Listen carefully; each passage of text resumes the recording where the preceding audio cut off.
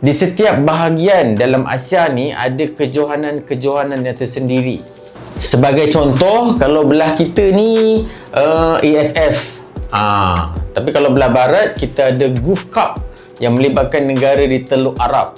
Kalau belah timur pula ada East Asian Football Championship untuk negara seperti China, Korea, Jepun. Dan kalau bahagian selatan ada South Asian Football Federation Championship atau nama pendeknya SAFF Championship. Yang ini untuk negara macam India, Bangladesh, Sri Lanka dan sebagainya lah. Kalau kejohanan yang aku bagi tahu tadi bukan semua diiktiraf FIFA.